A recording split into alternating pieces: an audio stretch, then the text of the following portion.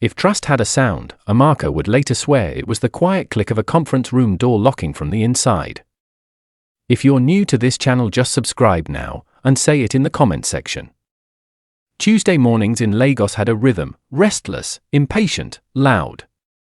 Car horns layered over street vendors' calls. Danfo buses weaving like stubborn goats through traffic. The city rarely paused for anyone. But that morning, inside the Okafor apartment in Lekki Phase 1, something felt off. Amaka Okafor stood at the kitchen island, stirring a pot of stew she had prepared the night before. The aroma of tomatoes, pepper, and spices lingered warmly in the air. Normally, Tunde would have wrapped his arms around her waist by now, stealing a taste and teasing her about adding too much at a rodo. But today, he had left without touching his breakfast. Without kissing her forehead. Without saying, "Drive safe, my love." He had rushed out, adjusting his tie, checking his phone, his voice distracted. "I'm late, Amaka. Big client presentation. I'll call you." The door had closed before she could respond. Now, as she wiped the counter slowly, she replayed his tone in her head. It wasn't just hurried. It was tense. Like a man walking into something heavier than a presentation. Her phone buzzed. A message from her friend Ifema: "Girls' lunch today?" Amaka typed back, "Maybe later. I might stop by Tunde's office first." She stared at the message before hitting send. Why did she want to go to his office? She wasn't the suspicious type. 7 years of marriage had built a comfortable routine between them. They had survived job losses, miscarriages, and the exhausting pressure of Lagos rent before finally moving into their current apartment. They had argued, cried, prayed, laughed. But this morning had planted something small and stubborn in her chest. A seed of unease. By noon, she had made up her mind. If Tunde was too busy to eat breakfast, she would take him lunch. His favorite jollof rice, smoky and rich, from Mama Nkechi's kitchen downstairs. She packed it carefully into a silver flask, wrapped in a neat Ankara cloth. Victoria Island was buzzing as usual when she arrived. Glass buildings reflected the blazing sun. Security guards stood at gates like silent statues. Tunde's office building towered above the street, sleek and intimidating. Amaka adjusted her handbag strap and walked in, smiling politely at the receptionist. "Good afternoon, Ma. I'm here to see Mr. Tunde Okafor." The receptionist's smile flickered. "Do you have an appointment?" "I'm his wife." That changed things. The smile returned, thinner this time. "Oh. Madam. Please, you can go up." The elevator ride felt longer than usual. She watched the numbers light up one by one, her reflection staring back at her in the mirrored walls. When she stepped onto the floor, she immediately sensed it. Stillness. Tunde's office was usually lively, assistants moving, printers humming, phones ringing. But today, it felt muted. Conversations dropped as she walked past desks. His secretary, Ada, looked up and froze. "Madam." "Good afternoon." "Good afternoon, Ada. I brought Tunde lunch. Is he inside?" Ada's fingers tightened around the pen she was holding. "Sir, stepped out small." "Stepped out?" Amaka repeated gently. "Yes, Ma. Just briefly." "In the middle of a presentation?" Ada hesitated. "The client's rescheduled." Amaka nodded slowly. Something wasn't adding up. Tunde had left home frantic about that same presentation. Before she could speak again, a sound drifted through the hallway. Laughter. Soft. Feminine. Intimate. It came from the direction of the private conference room at the end of the corridor. Amaka's body reacted before her mind did. Her heart slammed against her ribs. She knew that laugh. Uawand. Their neighbor. The same Uawand who borrowed sugar last week. The same Yuan who complimented Amaka's Jill at the last estate party. What was she doing here? Amaka's heels clicked sharply against the tiled floor as she moved toward the conference room. Ada's voice followed behind her. Madam, maybe you should.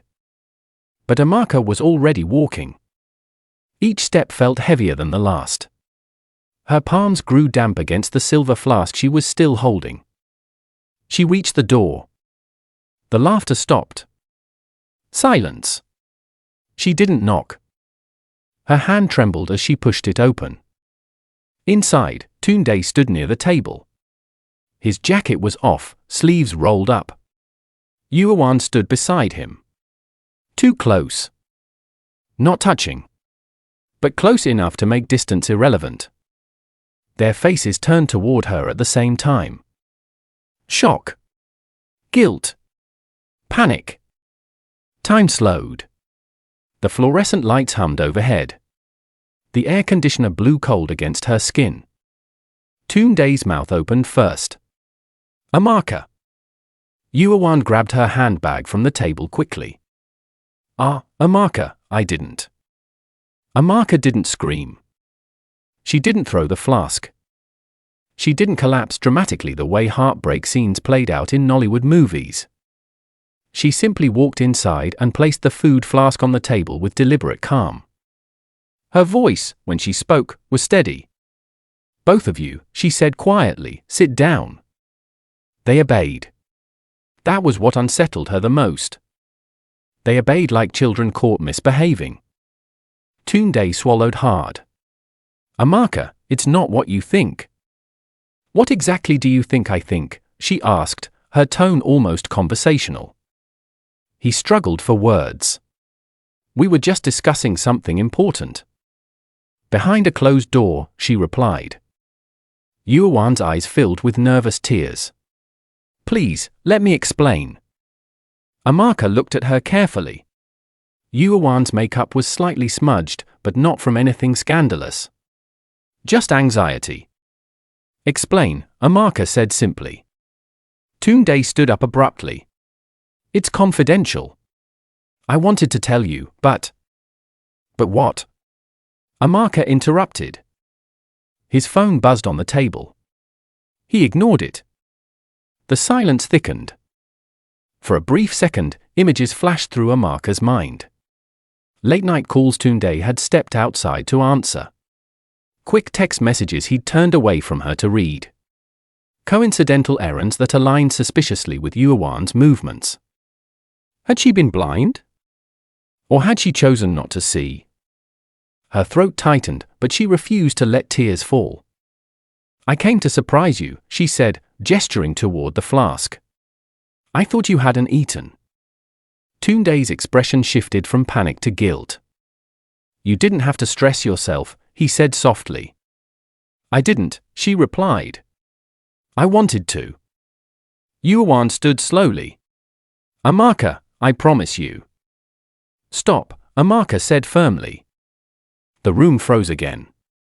She turned to Tunde. Are you cheating on me? The directness of the question sliced through the air.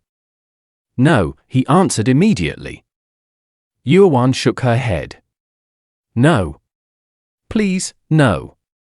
Amaka searched their faces. If this was an affair, it was poorly performed. They looked terrified, not exposed lovers, but people caught off guard by something else. Her mind raced. Was she about to destroy her marriage over assumptions? Or was she about to ignore a betrayal unfolding right in front of her? Outside the glass wall, staff pretended not to stare. Amaka exhaled slowly. Good, she said at last.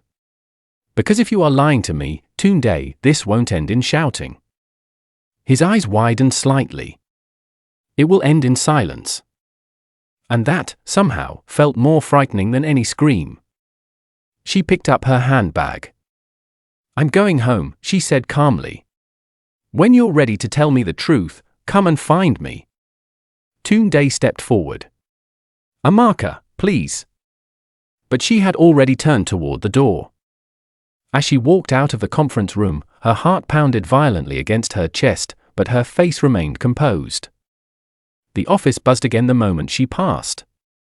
Inside the elevator, alone at last, her reflection looked back at her. Calm.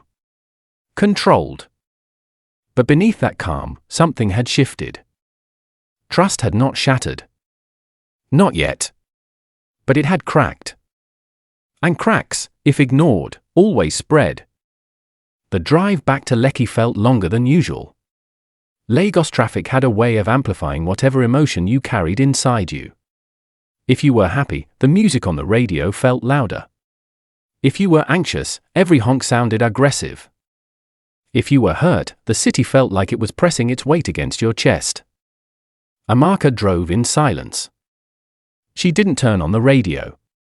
She didn't check her phone. She replayed the image over and over, Tunde and Yuan standing close in that conference room. Not touching.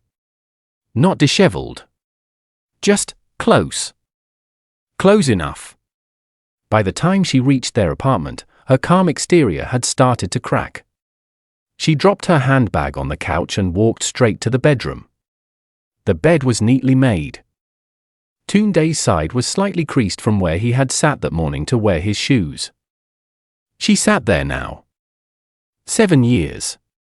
7 years of shared prayers before bed. 7 years of inside jokes. 7 years of argument about money and reconciliation over bowls of pepper soup at midnight. Was she about to let one suspicious moment erase all of that? Her phone vibrated. Tunde calling. She stared at it until it stopped. It rang again. This time, she answered. Amaka, his voice came through immediately, breathless. Please don't misunderstand what you saw. What did I see, Tunde? She asked quietly. You saw me in a meeting. With our neighbor. Yes. In a locked conference room. He paused. It wasn't locked. She almost laughed. It was. Silence stretched between them. Let me come home, he said finally. Let's talk face to face. Good, she replied. Come. She ended the call and walked into the kitchen. The house felt too quiet. She opened the fridge, stared at its contents without seeing them, and closed it again. At exactly 6:17 p.m., she heard the front door open. Tunde stepped in slowly. He didn't remove his shoes immediately the way he usually did. He didn't call out her name playfully. He stood in the doorway as if waiting for permission to enter his own home. Amaka emerged from the hallway. They stared at each other. Sit, she said calmly, gesturing toward the dining table. He obeyed. She sat across from him. For a moment, neither of them spoke. Then Tunde ran a hand over his face. I didn't tell you because I wanted it to be a surprise. A surprise, she repeated. Yes. For what? Divorce. He flinched. Don't say that. Then help me understand what I walked into. Tunde leaned forward. Yuan and I have been working on something. That much was obvious. He exhaled. It's about a property. Amaka's eyebrows lifted slightly. He continued, there's a duplex in Lekki. Off Admiralty Way. It came up for sale 3 months ago. It was a good deal, too good to pass up. I've been negotiating quietly. And Yuan is now your real estate agent. Amaka asked. No. Kunal, her husband, is part of the investment group. We needed someone we trust. Yuan has a background in interior design. She's been helping coordinate renovations. Amaka folded her arms. And why exactly was all this happening in secrecy? Because it's for you, Tunde said softly. She blinked. For my birthday next month. The words hung in the air. Amaka's mind struggled to process them. A duplex? For her? They had discussed buying property before, but carefully, gradually, not secretly. You expect me to believe this? She asked slowly. Yes. And you couldn't tell me because? Because I wanted to hand you the keys on your birthday and see that look on your face. She held his gaze. And the late-night calls? Contractors. Lawyers. Negotiations. And the whispers. He hesitated. I didn't want you overhearing things and guessing. I guessed anyway, she replied. He nodded. I know. Silence settled again. Call Colonel, Amaka said suddenly. Tunde frowned. Why? Call him. Without arguing, Tunde pulled out his phone and dialed. He placed it on speaker. Colonel answered after 2 rings. My brother. Hope everything is okay? Tunde glanced at Amaka. We need to clarify something. Colonel's tone shifted. Ah. Amaka leaned closer to the phone. Good evening, Colonel. Good evening, my sister, he replied quickly, almost too quickly. I walked into Tunde's office today, she said calmly. I found him and your wife in a closed conference room. There was a brief pause. Yes, Colonel said carefully. Should I be worried? She asked directly. Another pause. Then Colonel sighed. Amaka, if you are worried about cheating, remove it from your mind. This whole thing was supposed to be confidential. The house, we wanted it to be perfect before you saw anything. Amaka listened closely. You're part of this investment, she asked. Yes. 50%. Tunde insisted on putting the property in your name. Her eyes flickered toward her husband. In my name. Yes, Colonel confirmed. He said after everything you both have been through, you deserve security.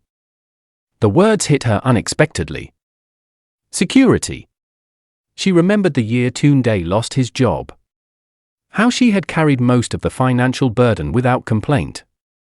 How they had prayed together during nights when rent was overdue. You're not lying to cover for him, she asked Colonel.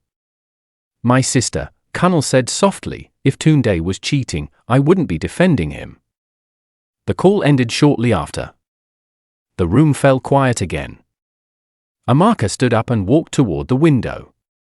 The city lights flickered outside. Lagos never slept. And apparently, neither did secrets. You should have trusted me enough to involve me, she said finally. I wanted to impress you, Tunde admitted. Impress me, she turned to face him. By making me doubt my marriage. He looked genuinely pained. That wasn't my intention. But it was the effect. He nodded slowly. Secrecy, she continued, is dangerous, Tunde. Even when the intention is good. I see that now. She studied him carefully. He looked tired. Not guilty. Tired. I'm not angry, she said quietly. I'm hurt. He swallowed. I'm sorry. And I need transparency, she added. You'll have it. She walked back to the table and sat down again. Next time, she said firmly, no surprises that involve other women and closed doors. Despite the tension, a faint smile tugged at his lips. Noted. And for the record, she added, if you ever actually cheat on me, I won't be this calm. He almost laughed, but stopped when he saw she wasn't joking. I won't, he said seriously. She held his gaze for several seconds. Then, slowly, the tightness in her chest eased. Trust hadn't shattered. But it had been tested. And somehow, they were still sitting at the same table. That had to count for something. The night after their conversation did not return everything to normal. It restored peace. But not ease. Amaka lay in bed beside Tunde, staring at the ceiling while the hum of the air conditioner filled the silence between them. He had fallen asleep quickly, exhaustion, perhaps, or relief. But her mind refused to rest. A duplex in Lekki. In her name. Security. The words replayed in her head like a soft echo. Part of her felt touched. Another part felt unsettled. Why had he thought she needed a grand gesture instead of simple honesty? She turned slightly and looked at him. In sleep, Tunde looked younger. Vulnerable. The faint crease between his brows disappeared. This was the man who had once sold his wristwatch to help her start her catering side business. The man who had held her through the quiet grief of their miscarriage 3 years ago. Was this the same man she had silently accused in her heart that afternoon? Guilt pricked at her. But suspicion had not grown from nothing. It had grown from silence. The next morning, she woke early. Tunde was already in the shower. The sound of water hitting tile echoed through the bathroom. When he came out, tying his towel around his waist, he hesitated before speaking. "Are we okay?" Amaka didn't answer immediately. She folded the duvet carefully. "We're better than we were yesterday," she said. "But we need to talk more." He nodded. "About the house?" "About everything." They sat at the edge of the bed. "Tunde," she began, "when did this start?" 3 months ago, he replied.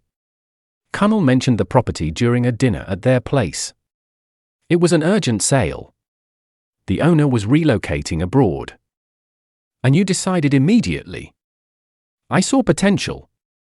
It was undervalued. And I kept thinking about how you always talk about owning something that's truly ours. Not rented. Not borrowed." Amaka's voice softened slightly. "We were saving gradually." "I know. But this opportunity, it was rare. So rare that it required secrecy." He sighed. "The secrecy was my mistake. I thought if you knew, you'd start analyzing numbers, worrying about risk. I wanted to handle the pressure." "Marriage is shared pressure," she replied gently. He absorbed that quietly. Later that afternoon, Amaka did something unexpected. She went to see Uwand. The Adeyemis lived 2 floors below them in the same estate. Their door was painted a bright cream, always decorated during festive seasons. Amaka stood there for a moment before knocking. Uwand opened the door herself. Her eyes widened slightly. "Amaka, can I come in?"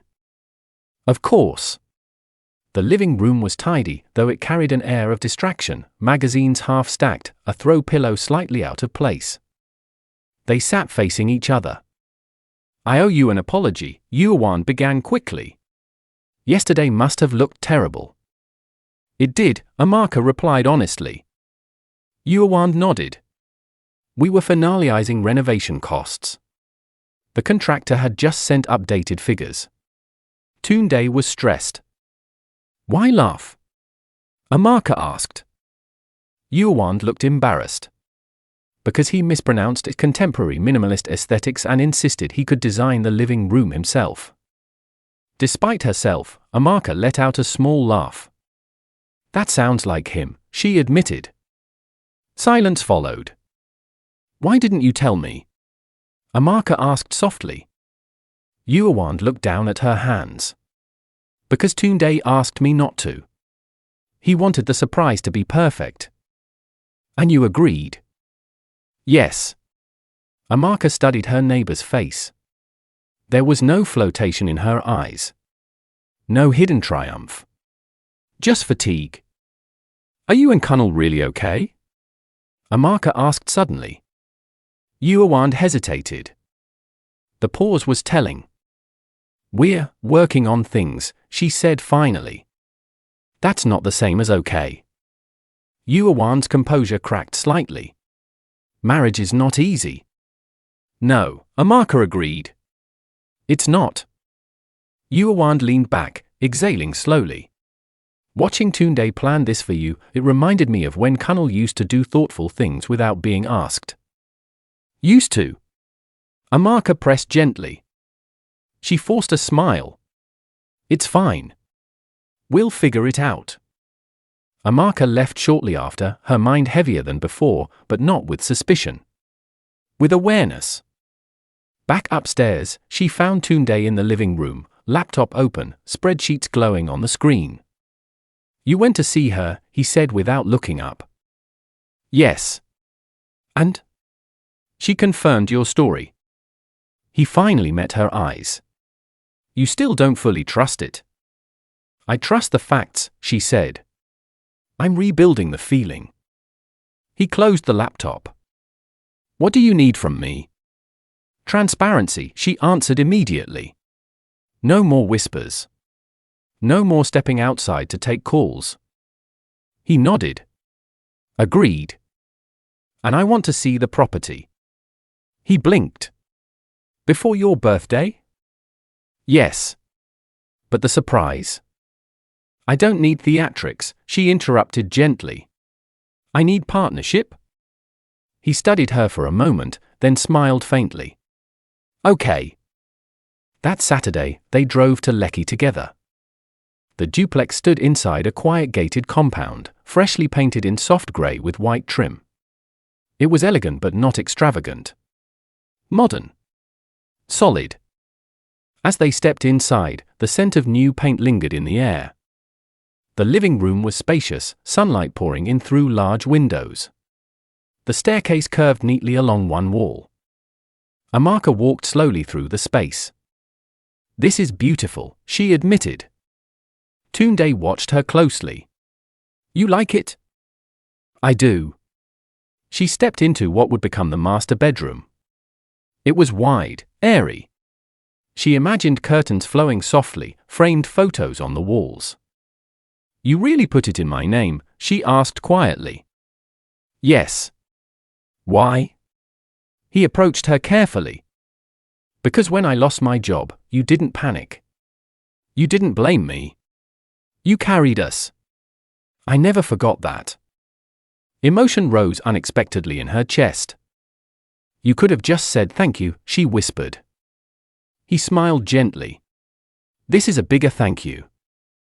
She looked around the room again. "You almost lost me over this," she said softly. His expression darkened. "I know. And I almost lost you over suspicion." They stood facing each other in the half-furnished room. "Communication," she said slowly, "is more romantic than surprises." He chuckled lightly. "Lesson learned." She stepped closer. "No more secrets," she added. "No more secrets." Outside, the afternoon sun cast long shadows across the compound. Inside, something steadier settled between them, not the naive trust of early marriage, but the tested kind. The kind that bends without breaking. The kind that survives misunderstanding because both people choose to stay seated at the table. And this time, they were both still there. The house in Lekki should have settled everything. Instead, it uncovered something deeper. 3 days after their visit to the duplex, Amaka was in the kitchen slicing vegetables when she heard raised voices from the balcony. At first, she ignored it. In Lagos estates, arguments floated easily through thin walls. But when she recognized Yuawan's voice, she froze. "I'm tired, Colonel. I am tired." The words were sharp, strained. Amaka hesitated only briefly before stepping out onto her own balcony. From there, she could see into the Adiemi's balcony below. Colonel stood stiffly, arms folded. Yuawan faced him, eyes wet, shoulders tense. "You think planning another woman's surprise is the problem?" Yuawan continued bitterly. "That is not the problem." Colonel lowered his voice, but Amaka could still hear fragments. "Don't do this outside." "Why not?" "We pretend everywhere else." Amaka quietly stepped back inside. This was not something to witness from a distance. 10 minutes later, her phone rang. It was Yuawan. "Can I come upstairs?" she asked, her voice fragile. "Yes," Amaka replied immediately. When Yuawan entered, her mascara was slightly smudged. She tried to smile but failed. "I'm sorry if we disturbed you." "You didn't," Amaka said gently. "Sit." They moved to the living room. The air felt heavier than usual. I didn't mean for you to hear that, Yuan began. It's okay, Amaka replied. Are you all right? Yuan let out a shaky laugh. Define all right. Silence lingered before she spoke again. Working on that house with Tunde made me realize something. Amaka waited. It made me realize what effort looks like. The words were soft but sharp. Kunal used to be like that, she continued. Thoughtful. Present. Intentional. But somewhere along the way, we stopped talking. We started managing each other instead of loving each other. Amaka listened without interrupting. When Tunde would insist on checking every detail for your comfort, Yuan said, I started asking myself when Kunal last did something without being pushed. Did you tell him that? Amaka asked gently. Yuan shook her head. Every conversation turns into a fight. Just then, there was a knock on the door. Both women looked up. Amaka stood. It's probably Tunde. But when she opened the door, Kunal stood there. His expression was serious but not angry. Good evening, he said politely. Come in, Amaka replied. He stepped inside and looked directly at Yuan. I don't want to argue, he said calmly. Then don't, she replied, her voice tired. He turned to Amaka. I'm sorry to involve you. You're not, she said. Sit down. They all took seats in the living room. The atmosphere was tense but not explosive. Kunal exhaled slowly. Yuan thinks I don't try anymore. You don't, she said bluntly. He winced slightly but didn't argue. I thought providing was trying, he said quietly. I thought paying bills, investing, planning, that was enough. It's not, she replied. Not when we don't talk. Not when we live like roommates. Amaka glanced toward the hallway, half expecting Tunde to walk in. This conversation felt intimate, raw. Kunal rubbed his temples. The property project was supposed to be something good. Something productive. It was, Yuan admitted.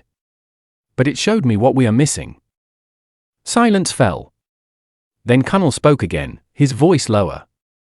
I didn't realize you felt this distant. Because you stopped asking, she replied. Amaka watched them carefully. This wasn't infidelity. It wasn't scandal. It was neglect. And neglect, she realized, could be just as dangerous. You know, Amaka said softly, 3 days ago, I almost ended my marriage in my mind. Both of them looked at her. I saw something that didn't look right. I didn't ask immediately. I assumed. Kunal nodded slowly. And assumptions, she continued, almost destroyed something good. Yuan's eyes filled again. This is different. Yes, Amaka agreed. But the root is similar. Silence. Kunal leaned back, absorbing that.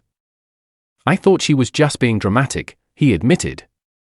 But maybe I've been absent. You have, Yuan said, though her tone was softer now. He looked at her. Really looked at her. For how long, he asked. She hesitated. Long enough. The honesty hung between them. Tunde walked in at that moment, pausing when he saw the scene. Should I come back later? He asked cautiously. No, Amaka said. Join us. He sat beside her. Kunal glanced at him briefly. You caused this problem. Tunde raised an eyebrow. How? By setting the bar high. Despite the tension, a faint chuckle moved through the room. I wasn't trying to compete, Tunde said. I know, Kunal replied. But watching you plan something that carefully made me realize I stopped planning anything. Yuan looked down at her hands. I don't need a duplex, she said quietly. I need partnership? Kunal's jaw tightened slightly. You have it, he said. No, she replied. I have provision. Not presents. That landed. Tunde shifted uncomfortably, but Amaka squeezed his hand subtly. This wasn't their battle, but it was connected to theirs. Kunal leaned forward. What does presents look like to you? He asked. Yuan blinked, surprised by the question. It looks like asking about my day without checking your phone. It looks like sitting with me even when there's nothing urgent. It looks like remembering small things. Kunal nodded slowly. I can do that, he said. You used to, she replied gently. Silence returned, but it felt different now. Less hostile. More reflective. I don't want to lose us, Kunal said finally. Yuan's eyes softened. Then don't, she whispered. Amaka felt something shift in the room. Not a miracle. Not a dramatic resolution. But willingness. And sometimes, willingness was enough to begin again. After a few more minutes of quiet discussion, the Adiemi stood to leave. At the door, Yuan paused. Thank you, she said to Amaka. For what? For not assuming the worst. For listening. Amaka smiled faintly. We're all learning. When the door closed, Tunde turned to her. You handled that well. So did you, she replied. He looked thoughtful. Marriage is fragile. Yes, she said. But it's also resilient if both people choose it. He nodded. Outside, the city continued its usual noise. Cars passing. Music drifting faintly from another apartment. Inside, 2 marriages had been shaken. But not broken. And sometimes, shaking was necessary to wake things that had fallen asleep. 3 weeks later, Amaka stood blindfolded in the warm Lagos sun, her fingers gripping Tunde's arm as he guided her forward. Careful, he said softly. There's a small step. She laughed nervously. If I fall on my birthday, this surprise will not be romantic. It will still be memorable, he replied. The air smelled faintly of fresh paint and trimmed grass. She could hear distant traffic, but it was softer here, muted by gates and quiet streets. They stopped walking. Her heart pounded, not with suspicion this time, but with anticipation. Ready? Tunde asked. She nodded. The blindfold loosened. Light flooded her vision. And there it was. The duplex in Lekki stood fully finished, landscaped, elegant, no longer smelling of construction but of readiness. Cream walls glowed under the afternoon sun. A modest balcony curved from the upper floor. The front door, polished darkwood, stood slightly open. For a moment, Amaka couldn't speak. Tunde stepped beside her. Happy birthday, my queen. Her eyes filled with tears, not dramatic, not loud, just steady and full. You actually finished everything, she whispered. He smiled. With help. From the side of the compound, Kunal and Yuan emerged. Yuan held a bouquet of white lilies. Kunal carried a small gift box. Surprise, Yuan said, smiling genuinely. Amaka turned toward them, emotion tightening her throat. You were all serious, she murmured. Kunal chuckled. We almost weren't, after that office incident. Everyone laughed softly. Tunde took her hand and led her inside. The living room had transformed completely. Soft grey sofas framed the space. Gold-accented light fixtures hung tastefully from the ceiling. The staircase railing gleamed. Framed artwork lined the walls, pieces Amaka had once admired casually while scrolling online. You remembered, she said quietly. I listen, Tunde replied. She walked slowly through the house, touching surfaces gently as if confirming they were real. The kitchen was modern and bright, fitted with marble countertops and sleek cabinets. She opened one cabinet and gasped softly. Inside sat a small framed photo of the two of them from their first year of marriage, smiling widely in their tiny rented apartment. Tunde watched her carefully. "I wanted this house to carry our story," he said. She turned toward him, eyes shining. "It does." Upstairs, the master bedroom overlooked the compound. Sunlight poured through sheer curtains. On the bed lay a neatly wrapped envelope. She picked it up. Inside were official documents.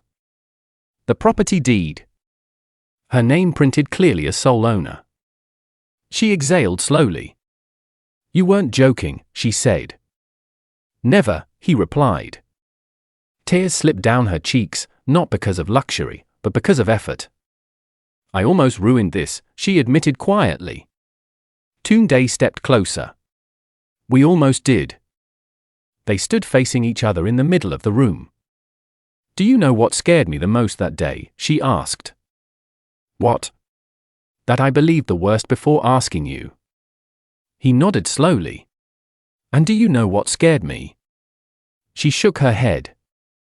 "That I created space for doubt."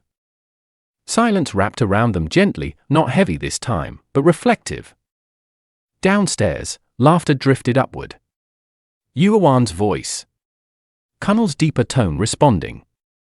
Amaka wiped her tears and smiled faintly. "We should go back down." They joined the others in the living room. Yuawan handed her the bouquet. "Happy birthday, Amaka."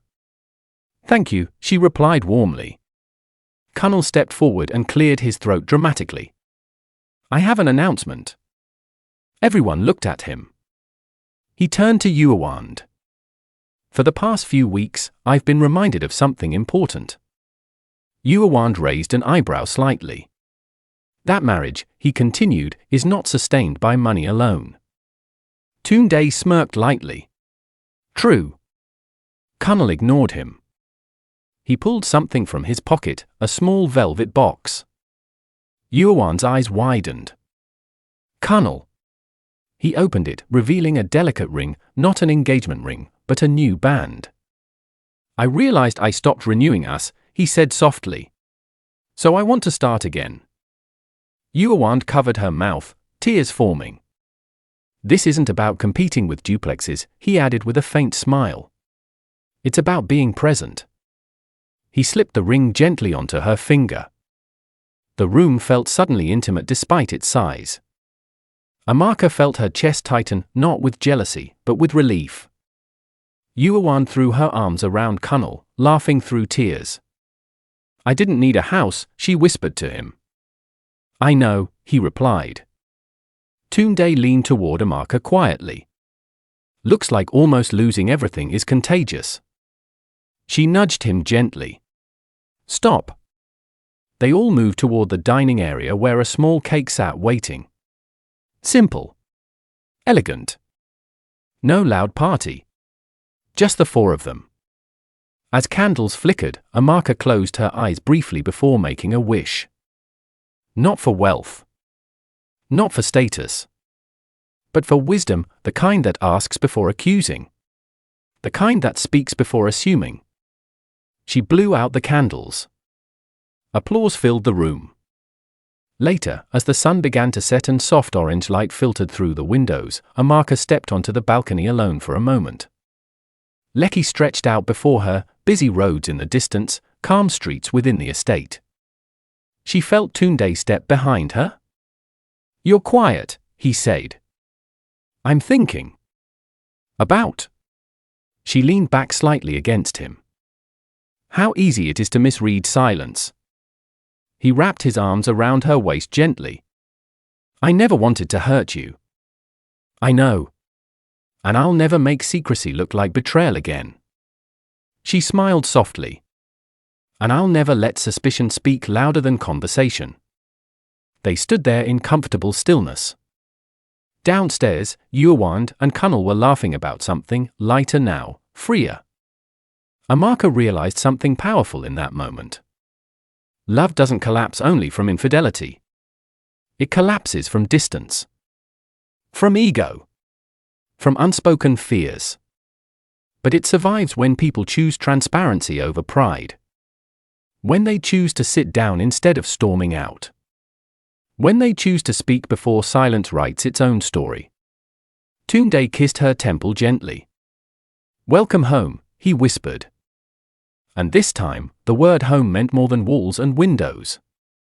It meant clarity. It meant trust rebuilt stronger than before. It meant understanding that sometimes what looks like betrayal is merely poor communication wearing a dangerous disguise. And sometimes, almost losing everything is what finally teaches everyone how to hold on.